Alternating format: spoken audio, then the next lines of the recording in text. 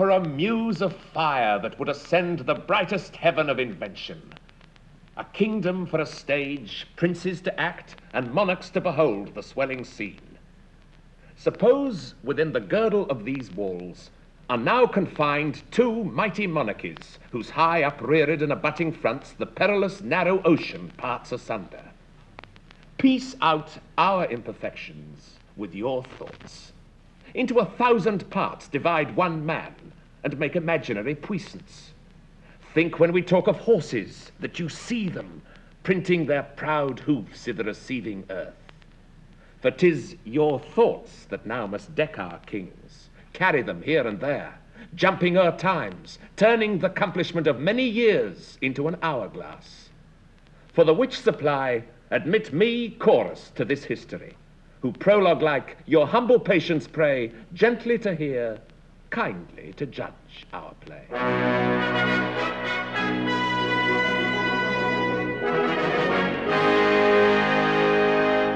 Call in the messenger sent from the Dauphin.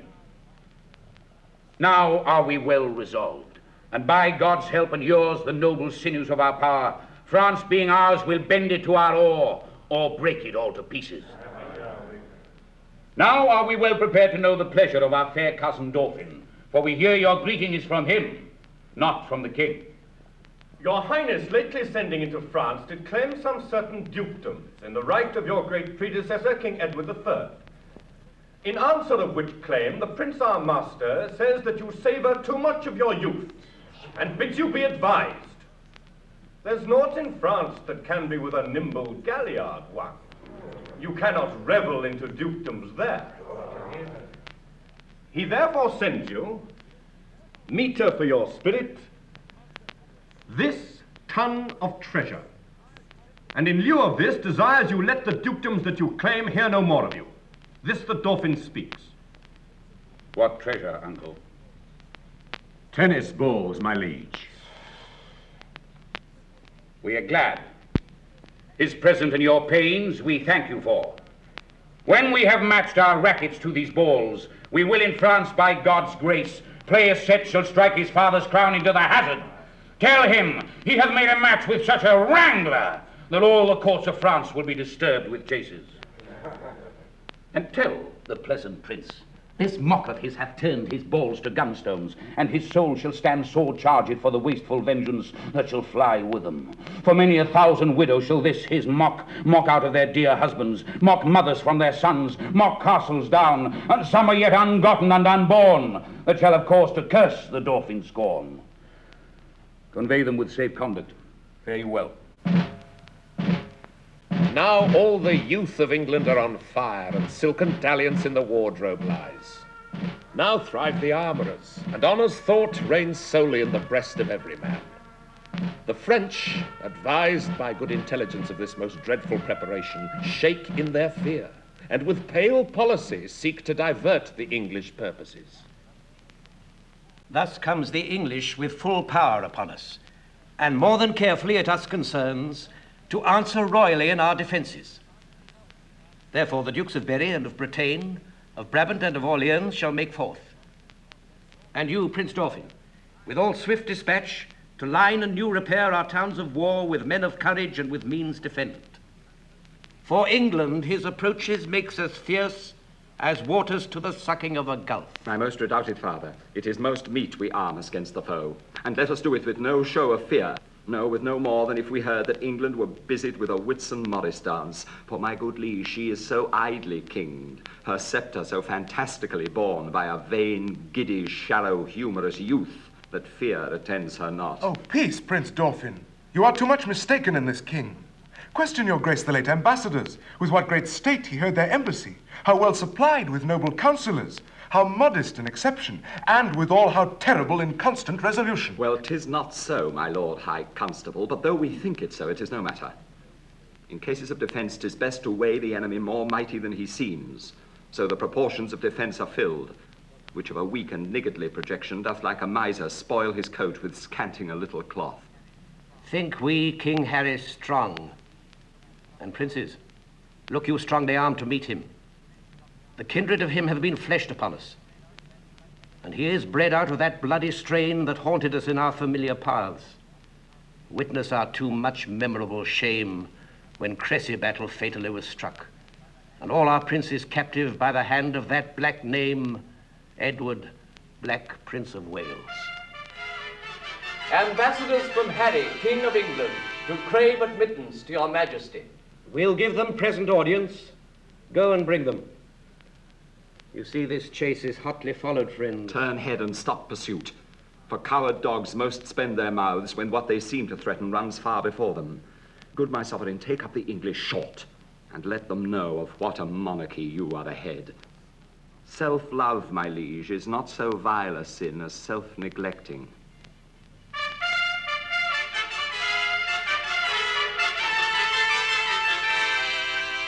From our brother of England? From him. And thus he greets your majesty. He wills you in the name of God Almighty that you divest yourself and lay apart the borrowed glories that by gift of heaven, by law of nature and of nations, longs to him and to his heirs, namely the crown and all wide-stretched honours that pertain by custom and the ordinance of times unto the crown of France. Or else what follows? Bloody constraint. For if you hide the crown even in your hearts, there will he rake for it. Therefore in fierce tempest is he coming, in thunder and in earthquake like a Jove, that if requiring fail, he will compel. This is his claim, his threatening, and my message. Unless the Dauphin be in presence here, to whom expressly I bring greeting to. I stand here for him. What to him from England? Scorn and defiance, slight regard, contempt, and anything that may not misbecome the mighty sender doth he prize you at. Say, if my father, 'gainst my will, for I desire nothing but odds with England. Tomorrow shall you know our mind at full. A night is but small breath and little pause to answer matters of this consequence. Thus with imagined wing our swift scene flies in motion of no less celerity than that of thought. Suppose that you have seen the well-appointed king at Hampton Pier embark his royalty, and his brave fleet with silken streamers the young Phoebus fanning. Play with your fancies, and in them behold upon the hempen tackle ship boys climbing. Hear the shrill whistle which doth order give to sounds confused. Behold the threatened sails, borne with invisible and creeping wind, draw the huge bottoms through the furrowed sea, breasting the lofty surge. Oh, do but think you stand upon the rivage, and behold a city on th' inconstant billows dancing. For so appears this fleet majestical, holding due course to Harfleur. Follow, follow.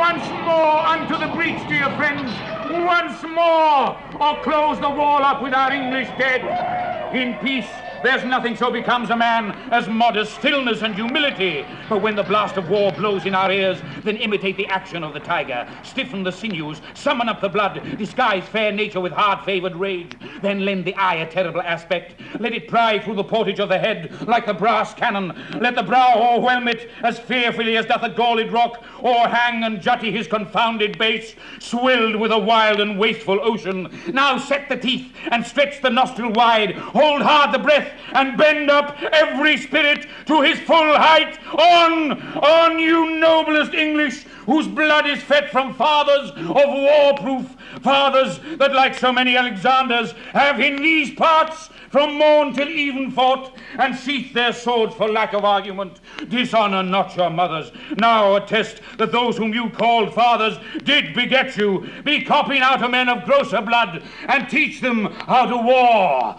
And you, good yeomen, whose limbs were made in England, show us here the mettle of your posture. Let us swear that you are worth your breeding, which I doubt not, for there is none of you so mean and base that hath not noble lustre in your eyes. I see you stand like greyhounds with the slips, straining upon the start. The game's afoot. Follow your spirit, and upon this charge, cry God for Harry! Harry! England! England! And St. George!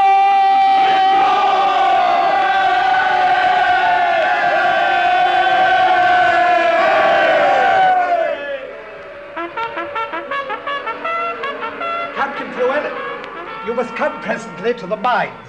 The Duke of Gloucester would speak with you. To the mines. Tell you the Duke, it is not so good to come to the mines. For look you, the mines is not according to the disciplines of the war. The concavities of it is not sufficient. For look you, the adversary you may discuss under the Duke, look you, is digged himself 4 yards under the countermine. By Jesu, I think it will blow a ball if there's not better direction. The Duke of Gloucester, to whom the order of the siege is given, is altogether directed by an Irishman. A very valiant gentleman, if a... Captain Macmorris, is it not? I think it is. Oh, by Jesu, he is an ass as in the world. I will verify as much in his beard. Here he comes. And the Scots captain, Captain Jamy, with him. I say good day, Captain Fluellen. God and your worship, good Captain James. How now, Captain Macmorris? Have you quit the mines? Have the pioneers given all? Be Christ, lot is ill done. The work is give over. The trumpets sound the retreat. By my hand, I swear on me father's sword, the work is ill done. It is give over. I would have blowed up the town, so Christ save me lot in an hour. Oh, 'tis ill done, 'tis ill done. By my hand, 'tis ill done. Captain Macmorris, I beseech you now, will you vouchsafe me, look you, a few disputations concerning the disciplines of the war, the Roman wars, in the way of argument, look you, and friendly communications. Partly to satisfy my opinion, and partly for the satisfaction, look you, of my mind. No, as touching the direction of the military discipline, that is the point. It will be very good faith, good captains both. There's no time to discourse, for Christ save me. The town is besieged, and the trumpet calls us to the beach. And we talk and be Christ know nothing. 'Tis shame for us all. So God save me, 'tis shame to stand still. The town sounds appalling. Captain Macmorris, when there is more better opportunity required, look you, I will be as bold as to tell you I know the disciplines of the war, and there is an end. How yet resolves the governor of the town? If I begin the battery once again, I will not leave the half-achieved Harfleur till in her ashes she lie buried. What say you? Will you yield and this avoid, or guilty in defence be thus destroyed? Our expectation hath this day an end. The Dauphin, whom of succours we entreated, returns us that his powers are yet not ready to raise so great a siege. Therefore, great King, we yield our town and lives to thy soft mercy. Enter our gates, dispose of us and ours, for we no longer are defensible. Open your gates. Come, Uncle Exeter. Go you and enter Harfleur. There remain and fortified strongly against the French. Use mercy to them all. For us, dear uncle, the winter coming on and sickness growing upon our soldiers, we will retire to Calais. Tonight in Harfleur will we be your guest. Tomorrow for the march are we addressed.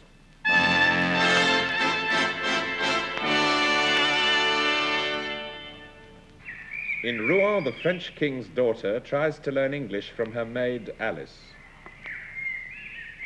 Alice, tu as été en Angleterre et tu parles bien le langage. Un peu, madame. Je te prie, m'enseigner. Il faut que j'apprenne à parler.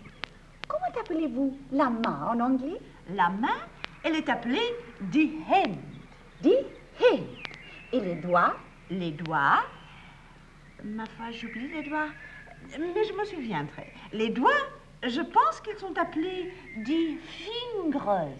Oui, die fingers. La main, die hand, les doigts, die fingers.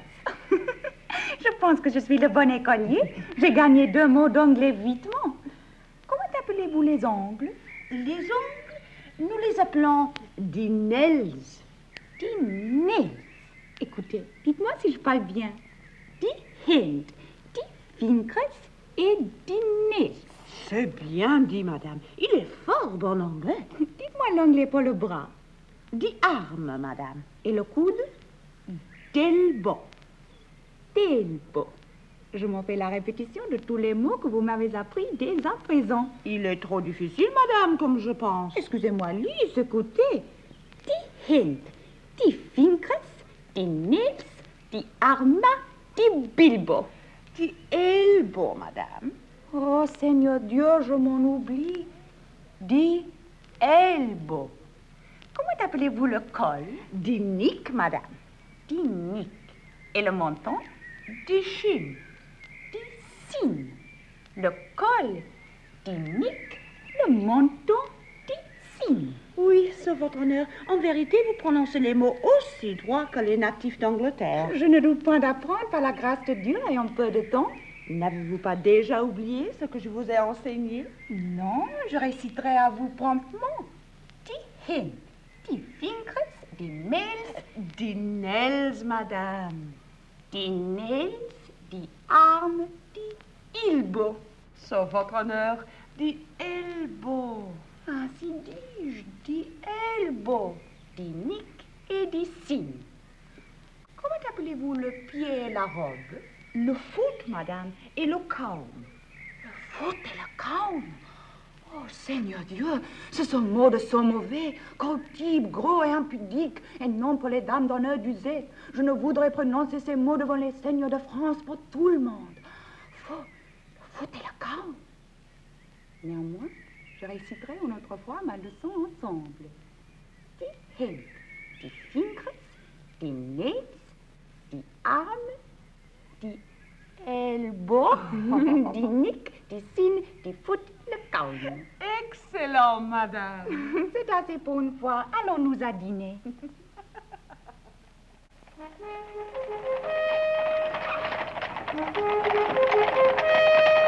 Meanwhile, King Henry continues his advance into France.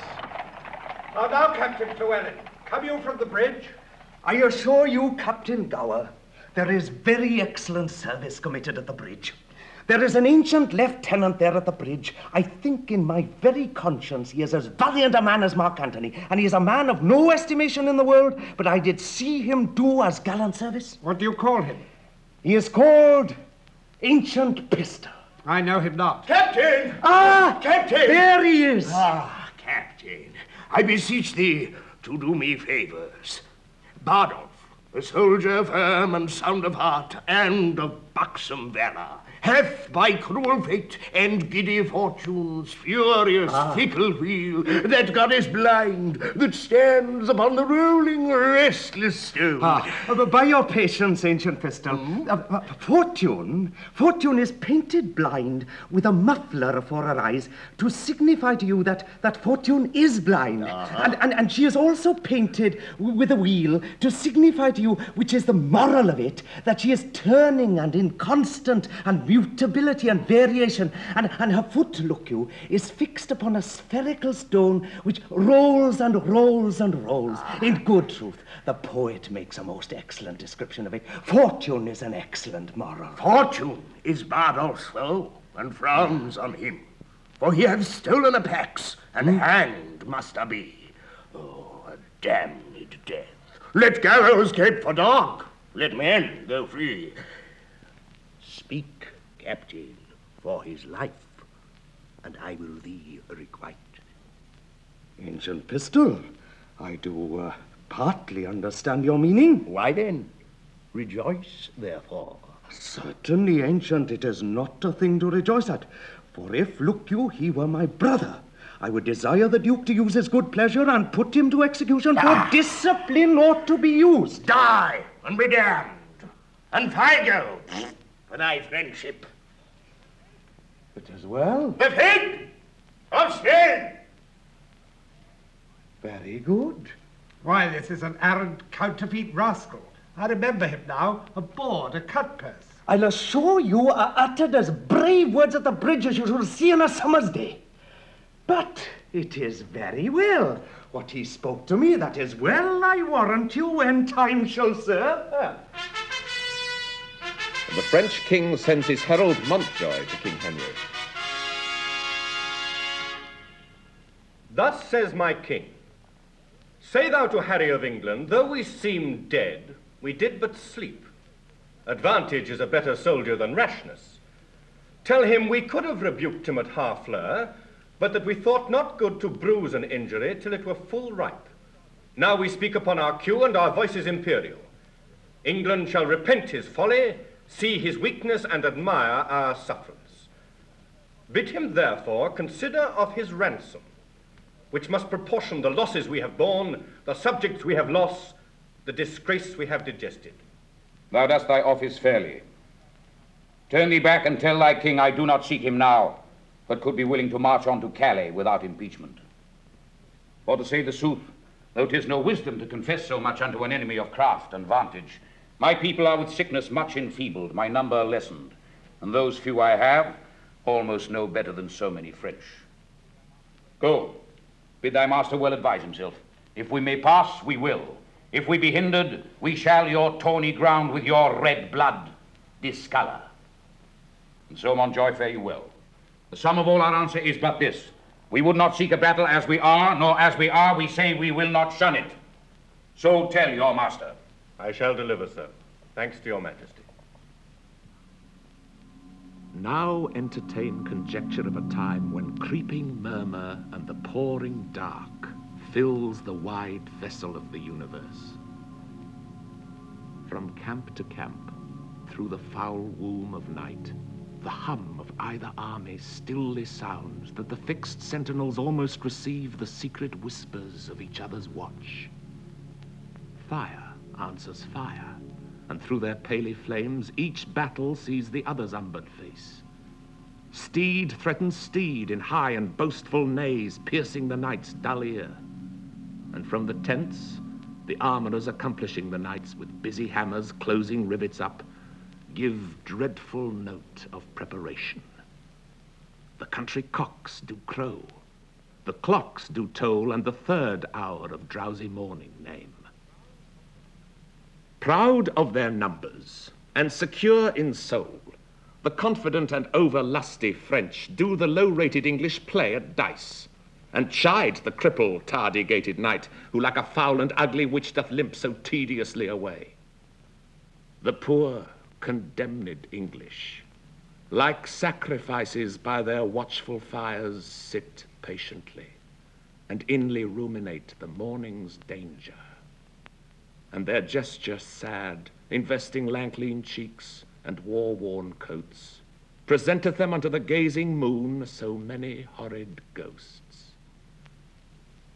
O now who will, behold the royal captain of this ruined band, walking from watch to watch, from tent to tent, let him cry, praise and glory on his head. For forth he goes and visits all his host, bids them good morrow with a modest smile, and calls them brothers, friends, and countrymen.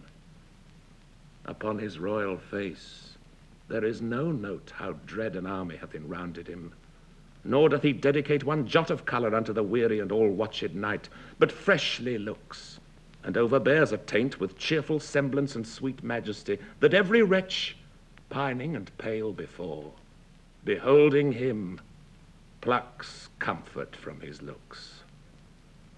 A largesse universal, like the sun, his liberal eye doth give to every one, thawing cold fear, that mean and gentle all behold, as may unworthiness define, a little touch of Harry in the night.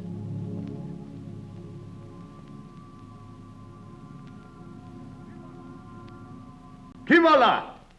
A friend? Discuss unto me, art thou officer, or art thou base, common, and popular? I am a gentleman of a company. Ah. Trail'st thou the puissant pike? Even so. What are you? As good a gentleman as the emperor. Then you are better than the king. The king's a boarcock and a heart of gold, a lad of life, an imp of fame, of parents good, of fist most valiant. I kiss his dirty shoe, and from a heartstring I love the lovely bully. What is thy name? Harry Leroy. Leroy? A Cornish name. Art thou of Cornish crew? No, I am a Welshman. Knowest thou Fluellen? Yes. Tell him I'll knock his leek about his pate upon St. David's Day. Do not you wear your dagger in your cap that day, lest he knock that about yours. Art thou his friend? And his kinsman, too. The pie go for thee, then. I thank you. God be with you. My name is Pistol called. It sorts well with your fierceness. Ah.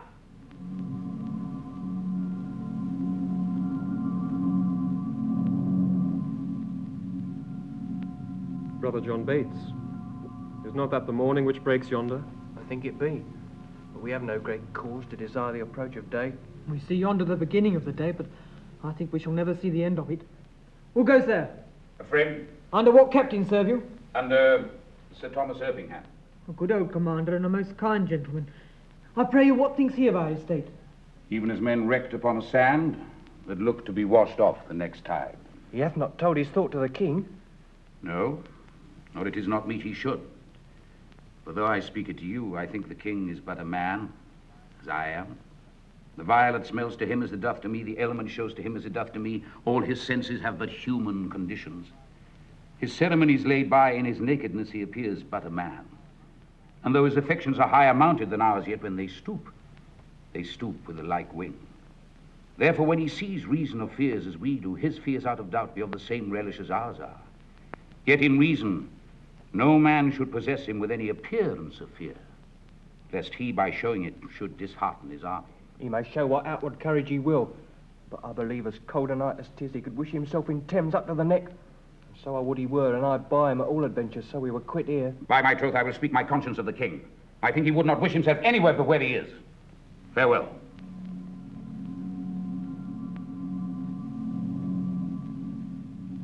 Upon the king, let us our lives, our souls, our debts, our careful wives, our children, and our sins lay on the king.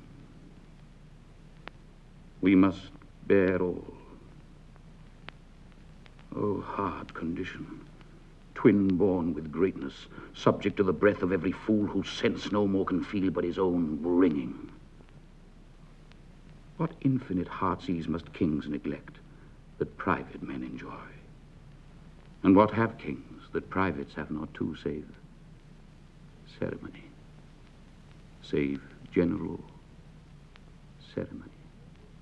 My lord, your nobles, jealous of your absence, seek through the camp to find you. Good old knight, collect them all together at my tent. I'll be before thee. I shall do it, my lord. O God of battles, steel my soldiers' hearts. Possess them not with fear. Take from them now the sense of reckoning if the opposed numbers pluck their hearts from them. My liege! My brother Gloucester's voice. Aye, I know thy errand. I will go with thee. The day, my friends, and all things stay for me.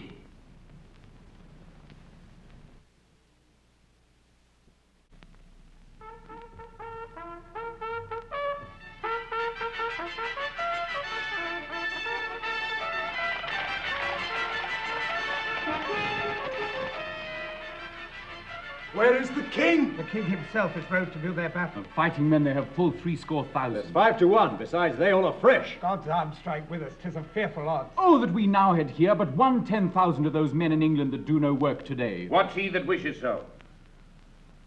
My cousin Westmoreland? No, my fair cousin. If we are marked to die, we are enough to do our country loss, and if to live, the fewer men, the greater share of honour. God's will, I pray thee, wish not one man more. By Jove, I am not covetous for gold, nor care I who doth feed upon my cost. It yearns me not if men my garments wear. Such outward things dwell not in my desires. But if it be a sin to covet honour, I am the most offending soul alive. No, faith, my coz, wish not a man from England. God's peace, I would not lose so great an honour as one man more methinks would share from me for the best hope I have. Oh, do not wish one more. Rather proclaim it, Westmoreland, through my host, that he which hath no stomach to this fight, let him depart. His passport shall be made and crowns for convoy put into his purse. We would not die in that man's company that fears his fellowship to die with us. This day is called the Feast of Crispian. He that outlives this day and comes safe home will stand a tiptoe when this day is named and rouse him at the name of Crispian. He that shall live this day and see old age will yearly on the vigil feast his neighbours and say, tomorrow is Saint Crispian. Then will he strip his sleeve and show his scars and say, these wounds I had on Crispian's day. Old men forget, yet all shall be forgot, but he'll remember with advantages what feats he did that day. Then shall our names familiar in his mouth as household words. Harry the King, Bedford and Exeter, Warwick and Talbot, Salisbury and Gloucester, be in their flowing cups freshly remembered. This story shall the good man teach his son, and Crispian shall ne'er go by from this day to the ending of the world. But we in it shall be remembered. We few, we happy few, we band of brothers, for he today that sheds his blood with me shall be my brother. Be he ne'er so vile, this day shall gentle his condition. And gentlemen in England, now abed, shall think themselves accursed they were not here, and hold their manhoods cheap, whilst any speaks that fought with us upon St. Crispin's day!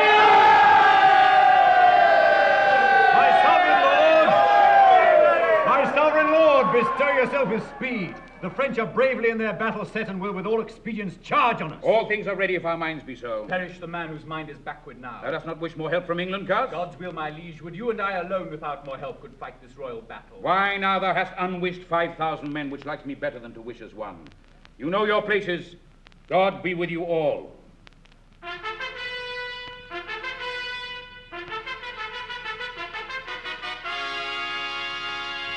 Once more I come to know of thee, King Harry, if for thy ransom thou wilt now compound before thy most assured overthrow.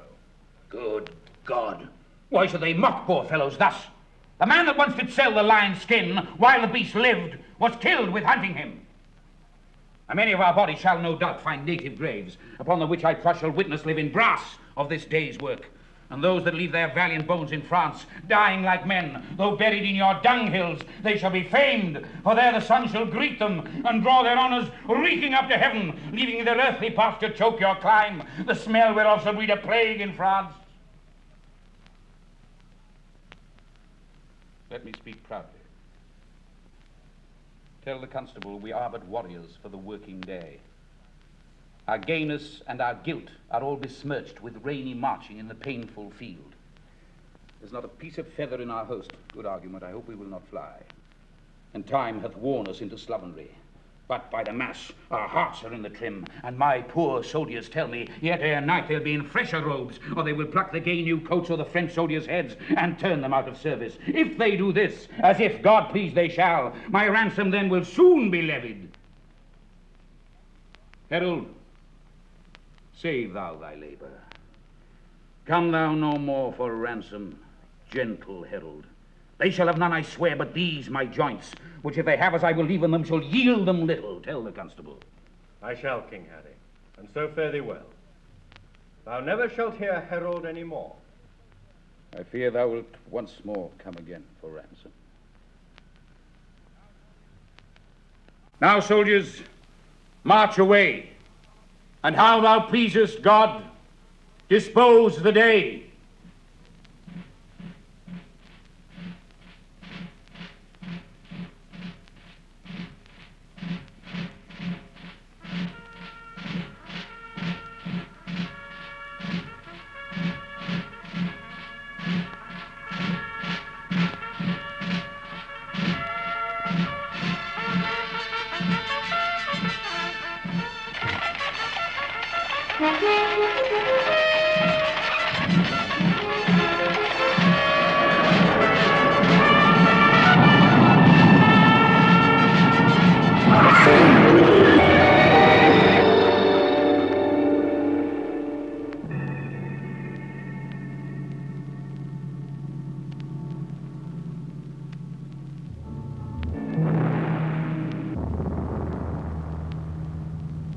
The High Constable of France, the Dukes of Orleans and Bourbon, and the Dauphin realize that they have lost the day. Oh, diable. After ma vie, all is confounded, all reproach and everlasting shame sits mocking in our plumes. Oh, méchante fortune, do not run away. Why, all our ranks are broke. Oh, perdurable shame. Let's stab ourselves. Be these the wretches that we played at dice for? Is this the king we sent to for his ransom? Shame and eternal shame, nothing but shame. Let us die in honor. Once more back again. And he that will not follow Bourbon now, let him go hence.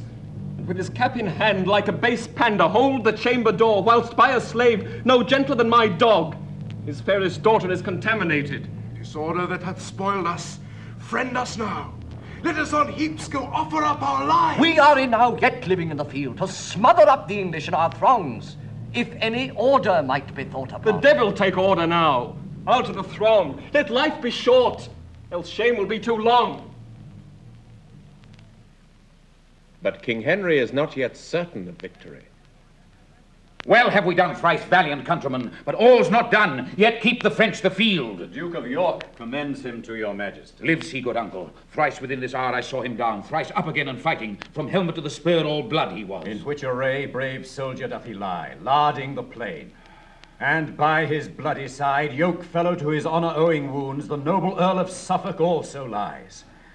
Suffolk first died, and York, all haggled over, comes to him, where in gore he lay ensteeped, and takes him by the beard, kisses the gashes that bloodily did yawn upon his face, and cries aloud, "Tarry, my cousin Suffolk, my soul shall thine keep company to heaven. Tarry, sweet soul, for mine, then fly abreast, as in this glorious and well-foughten field we kept together in our chivalry." A testament of noble ending love. The pretty and sweet manner of it forced those waters from me which I would have stopped, but I had not so much of man in me, and all my mother came into mine eyes and gave me up to tears. I blame you not. For hearing this, I must perforce compound with mistful eyes, or they will issue too. Oh! But hark, what new alarm is this same? The French have reinforced their scattered men. Kill the boys and the luggage? 'Tis expressly against the law of arms. 'Tis as arrant a piece of knavery, mark you now, as can be offered in your conscience, now is it not? 'Tis certain there's not a boy left alive, and the cowardly rascals that ran from the battle have done this slaughter. I was not angry since I came to France until this instant. Take a trumpet, herald. Ride thou unto the horsemen in yon hill. If they will fight with us, bid them come down, or void the field they do offend our sight. If they do neither, we will come to them and make them scur away as swift as stones enforce it from the old Assyrian slings. Besides, we'll cut the throats of those we have, and not a man of them that we shall take shall taste our mercy. Go and tell them so. Here comes the herald of the French, my liege. His eyes are humbler than they used to be. How now? What means this herald? Knowst thou not that I have fined these bones of mine for ransom? Comest thou again for ransom? No, great king. I come to thee for charitable license, that we may wander o'er this bloody field to book our dead, and then to bury them. To sort our nobles from our common men. For many of our princes, woe the while, lie drowned and soaked in mercenary blood. So do our vulgar drench their peasant limbs in blood of princes, and their wounded steeds fret fetlock deep in gore, and with wild rage yerk out their armed heels at their dead masters, killing them twice.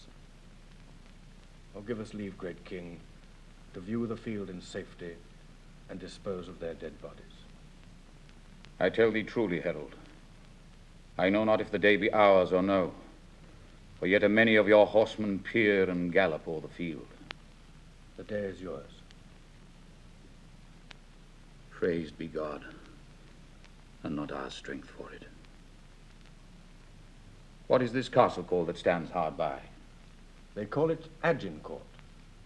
Then call we this the field of Agincourt, fought on the day of Crispin Crispianus. Now, herald, are the dead numbered? Here is the number of the slaughtered French. This note doth tell me of 10,000 French that in the field lie slain. Where is the number of our English dead? Edward, the Duke of York, the Earl of Suffolk, Sir Richard Ketley, Davy Gam, Esquire. None else of name, and of all other men but 25. Oh God, thy arm was here, and not to us but to thy arm alone ascribe we all. When without stratagem, but in plain shock and even play of battle, was ever known so great and little loss on one part and the other. Take it, God, for it is none but thine. 'Tis wonderful. Come, go we in procession to the village. And be it death, proclaim it through our host to boast of this, or take that praise from God, which is his only. Is it not lawful and please your majesty to tell how many is killed? Yes, Captain, but with this acknowledgement that God fought for us.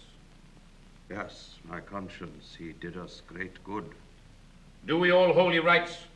Let there be sung non nobis and Te Deum, the dead with charity enclosed in clay.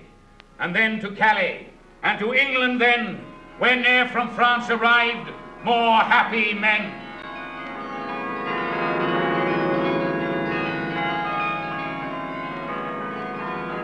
But now behold, in the quick forge and working house of thought, how London doth pour out her citizens. The mayor and all his brethren in best sort, like to the senators of the antique Rome with the plebeians swarming at their heels, go forth and fetch their conquering Caesar in. Now in London place him, as yet the lamentation of the French invites the King of England stay at home, the emperor's coming in behalf of France to order peace between them, and omit all the occurrences, whatever chanced, till Harry's back return again to France. There must we bring him, and myself have played the interim by remembering you 'tis past. Then brook abridgment, and your eyes advance after your thoughts, straight back again to France. Why wear you your leek today? St. David's Day is past. There is occasions and causes, why and wherefore in all things. I will tell you, as my friend Captain Gower, the rascally, scald, beggarly, lousy, pragging knave pistol, which you and yourself and all the world know to be no better than a fellow, look you, of no merits. He has come to me and brings me bread and salt yesterday, look you, and bid me eat my leek. It was in a place where I could not breed no contention with him. But I will be so bold as to wear it in my cap till I see him once again, and then I will tell him a little piece of my desires. Why, here he comes, swelling like a turkey cock. 'Tis no matter for his swellings nor his turkey cocks. God bless you, ancient pistol, you scurvy, lousy knave. God bless you. Hence! I am qualmish with the smell of leek. I beseech you heartily, scurvy, lousy knave, at my desires and my requests and my petitions to eat, look you, this leek. Because, look you, you do not love it, nor your affections and your appetites and your digestions does not agree with it, I would desire you to eat it. Not for Cadwallader and all his goats. There is one goat for you. No! Will you be so good, scald knave, as eat it? Haste, Trojan, thou shalt die. No! You say very true, scald knave, when God's will is. I will desire you to live in the meantime and eat your victuals. Come, there is sauce for it. I pray you fall to. If you can muck a leek, you can eat a leek. Enough, Captain, you have astonished him.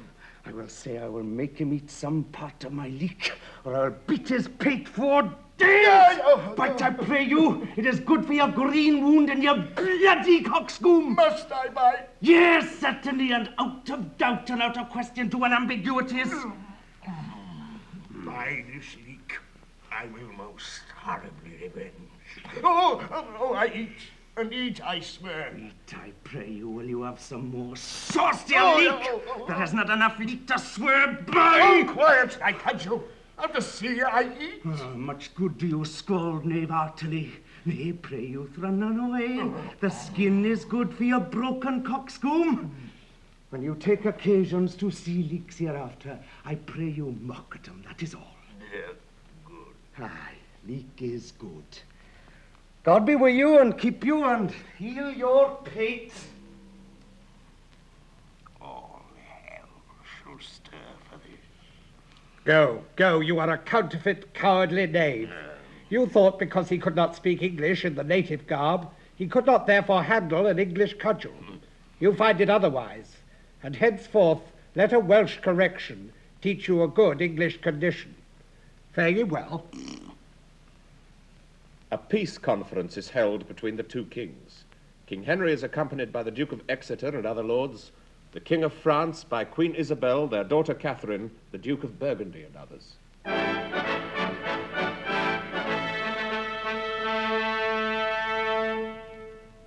Peace to this meeting wherefore we are met, and to our brother France and to our sister health and fair time of day.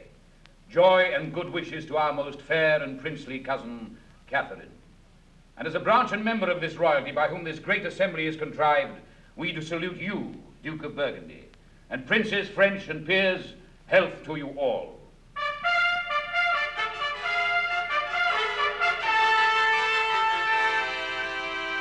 Right joyous are we to behold your face, most worthy brother England, fairly met. So are you, princes English, every one. My duty to you both on equal love, great kings of France and England. That I have laboured with all my wits, my pains, and strong endeavours, to bring your most imperial majesties unto this bar and royal interview, your mightiness on both parts best can witness. Since then my office hath so far prevailed that face to face and royal eye to eye you have congreted. Let it not disgrace me, if I demand before this royal view what rub or what impediment there is, why that the naked, poor, and mangled peace, dear nurse of arts, plenties, and joyful births, should not in this best garden of the world, our fertile France, put up her lovely visage. Alas, she hath from France too long been chased, and all her husbandry doth lie on heaps, corrupting in its own fertility. If, Duke of Burgundy, you would the peace whose want gives growth to the imperfections which you have cited, you must buy that peace, with full accord to all our just demands, whose tenures and particular effects you have enscheduled briefly in your hand. The king hath heard them, to the which as yet there is no answer made. Well, then, the peace which you before so urged lies in his answer. I have but with a cursory eye or glance the articles. Pleaseth your grace to appoint some of your council presently to sit with us once more, with better heed to resurvey them.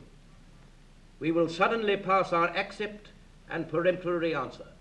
Brother, we shall. Go, Uncle Exeter, and Brother Clarence, and you, Brother Gloucester, Warwick, and Huntingdon, go with the king, and take with you free power to ratify, augment, or alter, as your wisdoms best shall see advantageable for our dignity, anything in or out of our demands, and we'll consign thereto. Will you, fair sister, go with the princes, or stay here with us? Our gracious brother, I will go with them. Haply a woman's voice may do some good, when articles too nicely urged be stood on. Yet leave our cousin Catherine here with us. She is our capital demand, comprised within the 4 rank of our articles. She hath good leave.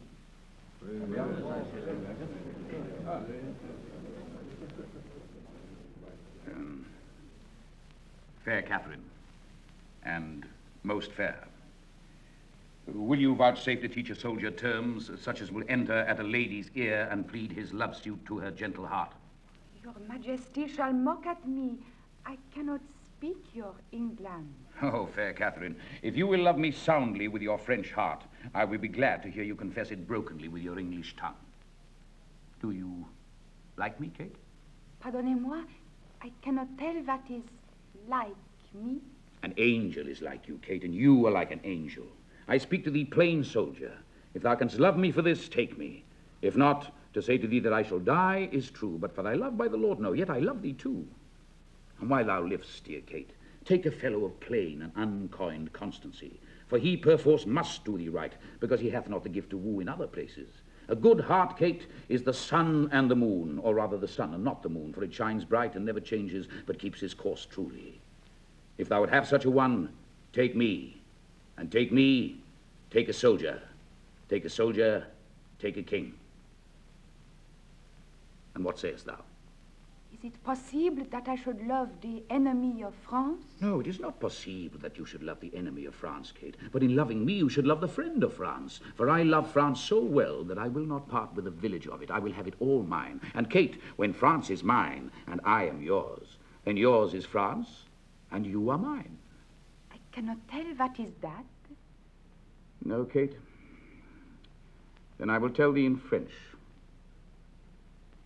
Je compte sous la possession de France, et quand vous avez la possession de moi, let me see what that, St. Denis be my speed, donc votre est France, et vous êtes mienne. That is as it shall please the war mon père. Nay, it will please him well, Kate. It shall please him, Kate. Then it shall also content me. Upon that I kiss your hand, and I call you my queen. Laissez, monseigneur, laissez ma voix. Then I will kiss your lips, Kate. Les dames et demoiselles peuvent être baisées devant leurs noces. Il n'est pas la coutume de France. Madame, my interpreter, what says she?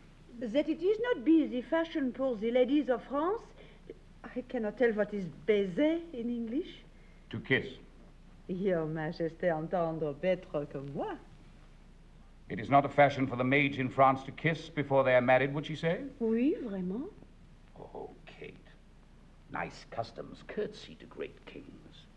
Dear Kate, you and I cannot be confined within the weak list of a country's fashion. We are the makers of manners. Kate, you have witchcraft in your lips, Kate. There is more eloquence in the sugar touch of them than in the tongues of the French council. Here comes your father. We have consented to all terms of reason. Is so, my lords of England? The king hath granted every article, his daughter first, and then in sequel all according to their firm proposed natures. Take her, fair son, and from her blood raise up issue to me, that the contending kingdoms of France and England, whose very shores look pale with envy of each other's happiness, may cease their hatred. And this dear conjunction plant neighborhood and Christian-like accord in their sweet bosoms. That never war advance his bleeding sword twixt England and fair France. Amen. Now welcome, Kate, and bear me witness all that here I kiss her as my sovereign queen. Prepare we for our marriage, on which day my lord of Burgundy will take your oath and all the peers for surety of our league. Then shall I swear to Kate, and you to me, and may our oaths well kept and prosperous be. Thus far, with rough and all unable pen, our bending author hath pursued the story. In little room confining mighty men, mangling by starts the full course of their glory. Small time, but in that small, most greatly lived this star of England.